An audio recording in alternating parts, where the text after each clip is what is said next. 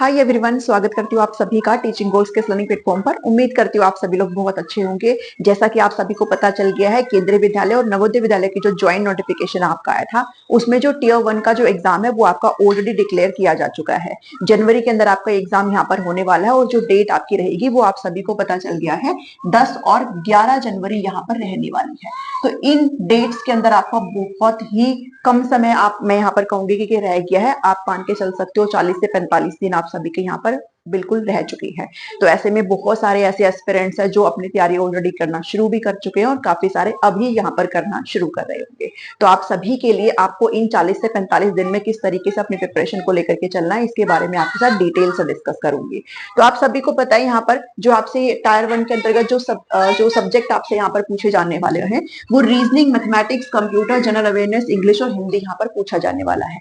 और जो pedagogy part है, अभी भी बहुत सारे लोग हैं जो कि मुझे कमेंट कर रहे हैं यूट्यूब के ऊपर, इवन व्हाट्सएप भी कर रहे हैं कि क्या पेडागोजी आएगी। तो आपका जो पेडागोजी पार्ट है वो आपके जो सिलेबस उसमें नहीं दिया गया है, तो प्लीज इसको ना पढ़े। ठीक है, एक भी नंबर का आपको यहाँ पर नहीं दिया गया है। हालांकि पिछली बार जो आपका वैकेंसी निकली थी 2022 से 23 के अंदर, वो आपका जो पूछा गया था उसमें 60 नंबर का सबसे ज्यादा वेटेज था आपकी पेडागोजी पार्ट का। और मैं यहाँ पर ये बिल्कुल आई थिंक मैं एक वीडियो भी ये बना सकती हूँ इसके ऊपर कि ये जो पेडागोजी पार्ट है वो आपका यहाँ पर भी देना चाहिए था। इट्स टोटली नॉट फेयर कि आप अगर एक टीचर सेलेक्ट कर रहे हो और आप यहाँ पर ना तो टीचिंग एप्टीट्यूड ला रहे हो, ना ही आप पेडागोजी पार्ट यहाँ पर पूछ रहे हो। बिकॉज एक टीचर बनने का जो क्राइटेरिया है उसको ये फिट करता है और कहीं ना कहीं एक टीचर को बेटर टीचर बनाने में हेल्प करता है। इसलिए तो हम लोग टेट एग्जाम में यहाँ पर सीडीपी पढ़ रहे होते हैं। बट डेफिनेटली अब ये उनकी मर्जी है, तो पेडागोजी पार्ट आपका नहीं गिवन है। ठीक है, हाँ, पिछली बार आपको मैथ्स भी नहीं था, पिछली बार आपसे रीजनिंग भी गिवन था, आपको कंप्यूटर भी गिवन था, जनरल अवेयरनेस भी गिवन था और आपका जो इंग्लिश और हिंदी है वो भी आपसे यहाँ पर पूछा गया था। तो ये सारी चीजें हैं जो आप अपना मूक टेस्ट में इवन प्रिपरेशन भी कर सकते हो। ठीक है, तो चलिए अगर मैं बात करूं रीजनिंग की, मैथ्स की, कंप्यूटर की, जनरल अवेयरनेस की, रीजनिंग हिंदी और इंग्लिश की, तो ध्यान देना हिंदी और इंग्लिश की मैंने यहाँ पर प्लेलिस्ट आप सभी के लिए सेपरेट प्लेलिस्ट यहाँ पर जनरेट कर रखी है, जिसके अंदर आपको ग्रामर की जो क्लासेस है वो देखने को मिल जाएगी। ठीक है, इंग्लिश की भी और हिंदी की भी। हिंदी अगर आप बहुत जल्दी करना चाहते हो तो मेरे द्वारा कराई गई एचटेट 2024 वाली जो हिंदी की प्लेलिस्ट है वो आप देख करके जा सकते हो। उसमें आपको काफी हेल्प देखने को मिलेगी। अगर आप नई तरीके से करना चाहते हो तो जो न्यू क्लासेस आपके लिए मैम यहाँ पर लेकर के आ रहे हैं वो यहाँ पर आप चेक कर सकते हो। मैं साइड में इसका स्क्रीनशॉट भी लगा दूंगी।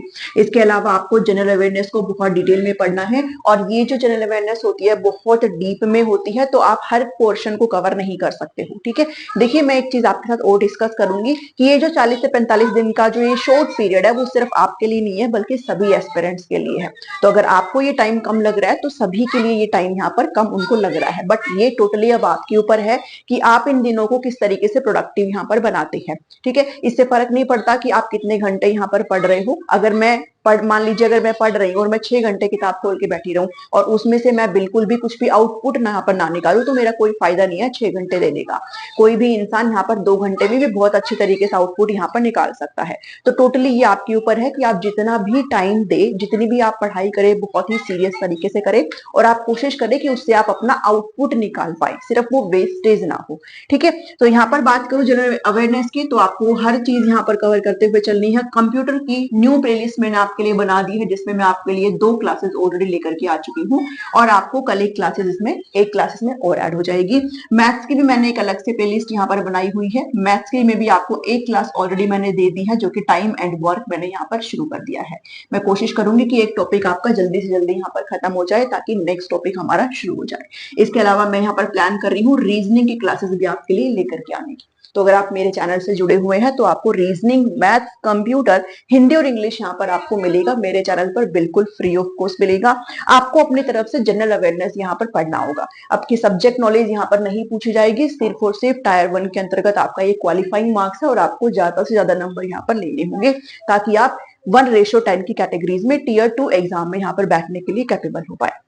इसके अलावा मैं यहाँ पर आपके साथ एक चीज और डिस्कस करूंगी कि आप जो भी कंटेंट डेली बेसिस पर यहाँ पर पढ़ रहे हैं, आप कोशिश करिए उससे रिलेटेड प्रीवियस ईयर क्वेश्चंस तो मैं यहाँ नहीं कहूंगी, मैं कहूंगी इससे रिलेटेड आप एमसीक्यूज यहाँ पर जरूर से जरूर बनाइए, क्योंकि इसको आप क्या करिएगा, आप बाद के लिए नहीं छोड़िएगा। ठीक है, जैसे मान लीजिए आपने आज कंप्यूटर का कोई भी एक टॉपिक किया है, तो उस कंप्यूटर के एक टॉपिक के क्वेश्चन भी आपने करने हैं, ताकि बाद के लिए सिर्फ और सिर्फ आप क्या छोड़ सके, रिविजन छोड़ सके। और इसके अलावा आप चाहो नहीं, आपको करना ही चाहिए कि आप अपने हैंड रिटन नोट्स भी यहाँ पर बनाते हुए चलिए। आप चाहो तो फास्ट राइटिंग में भी यहाँ पर लिख सकते हो, और वो नोट्स आप बेटर तरीके से एग्जाम से 2 से 3 दिन पहले आराम से पढ़ करके जा सकते हैं, जो कि आपके लिए बहुत यूजफुल रहेंगे।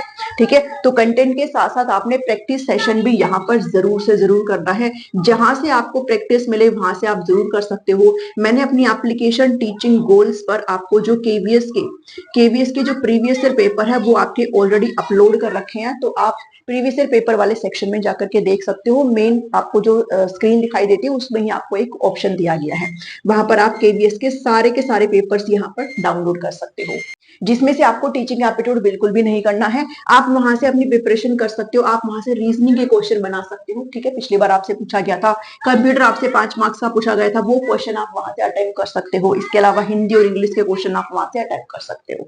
तो जो चीजें आपको वहां पर मिले आप वो जरूर से जरूर बनाइएगा, क्योंकि केवीएस के थ्रू वो क्वेश्चन पूछे गए थे। इसके अलावा अगर नवोदय विद्यालय के प्रीवियस पेपर आपको मिल जाते हैं, नहीं मिलते हैं, तो फिर मैं आपको टेलीग्राम पर डाल दूंगी। ठीक है, और केवीएस के सारे पेपर तो मैंने अपनी एप्लीकेशन पर डाल रखे हैं, वो आप सारे चेकआउट कर सकते हो। मैं देख लूंगी, शायद अगर मैंने वहां डाले हैं तो फिर मैंने टेलीग्राम पर भी डाल रखे होंगे, अदरवाइज फिर मैं नए तरीके से इनको डाल दूंगी। तो आप यहाँ से प्रैक्टिस सेशन जरूर से जरूर बढ़ाइएगा। ठीक है, इसके अलावा आपको एक चीज और ध्यान में रखनी है कि जो भी आप चीजें पढ़ें बहुत ही डिटेल से आपने पढ़ना है और बहुत ही अच्छे तरीके से पढ़ना है। बाद के लिए आपको कुछ भी छोड़ते हुए नहीं चलना है, बाद में सिर्फ और सिर्फ आपको रिवीजन यहाँ पर करनी है। ठीक है, तो जितने भी आपके ये पोर्शन है इसको आपको बहुत सीरियसली लेना है। साथ में जो रीजनिंग और मैथ्स के आपके पोर्शन है इनको आपने पेन पेपर से करते हुए करके चलना है। बिना पेन पेपर के आप इन चीजों को नहीं करेंगे, आप फॉर्मूलाज को बार बार यहाँ पर रिवाइज करेंगे, ताकि आपको एग्जाम में ज्यादातर आपको बिल्कुल भी कठिनाई ना हो। तो आज की इस वीडियो में इतना ही है। अगर आपको कोई भी डाउट है तो आप मुझे कमेंट करके पूछ सकते हैं, मैं आपको रिप्लाई करने की पूरी कोशिश करूंगी। बाकी यहाँ पर आपको मेरी जो क्लासेस है वो रेगुलर बेसिस पर देखने को मिल जाएगी।